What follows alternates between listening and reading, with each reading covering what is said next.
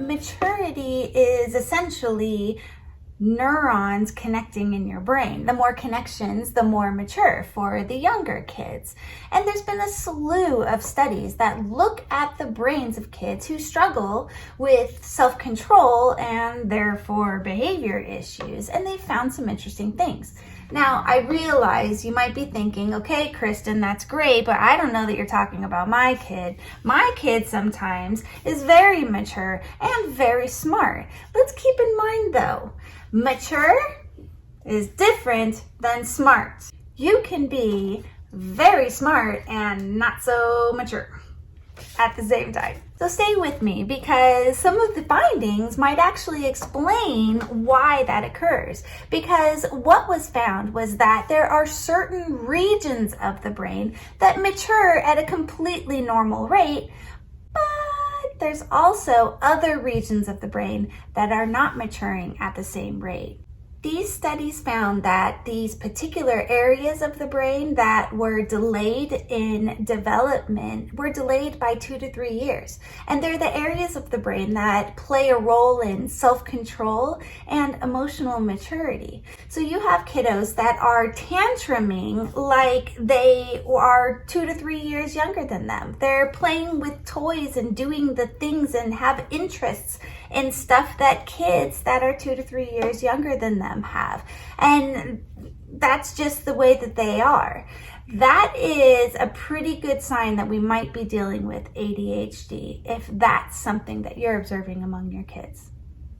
What I find among my clients is they tend to get along the best with kids that are 2 to 3 years younger than them, because the interests are at about the same level, and or kids or people that are much, much older than them. And I think it's because those people have the patience that is needed to play with these overactive, high energy, very talkative kiddos.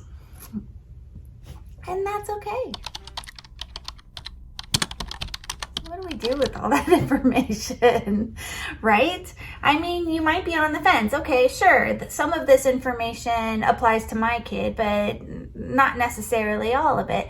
That's fine. Here's a good rule of thumb. If your child's struggle is getting in the way of their happiness, their health, or their well-being, then there's a problem. There is something to be addressed. You don't have to do the heavy lifting.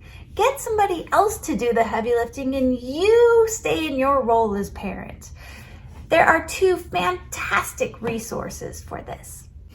One resource I recommend to people all the time is Psychology Today. They have a fantastic search bar on their website, and you can refine your search by issue and age group and even insurance.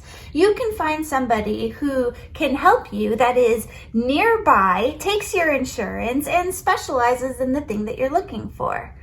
Now, if you're leaning a little more towards, hey, I think this might really be an ADHD thing, and you really want to get somebody in there who ADHD is truly their wheelhouse, then head on over to the chad.org website. They have a fantastic provider directory. Now, not every ADHD provider is on this directory, but it definitely gives you a first place to look.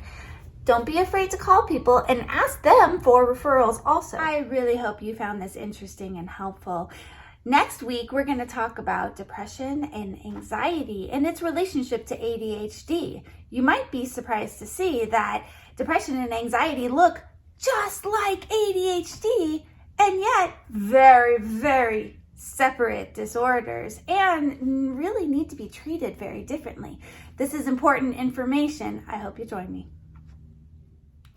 Meanwhile, look into that FDI tool that I included in this module, and maybe think about getting a consultation through one of the resources that you might find on Psychology Today or chad.org. You know, during this week before the next module comes to you, just let this new knowledge settle in. Just notice what you notice. Because I bet you're going to notice some things a little differently, and you're going to see things that you hadn't seen before. It's just the way the brain works.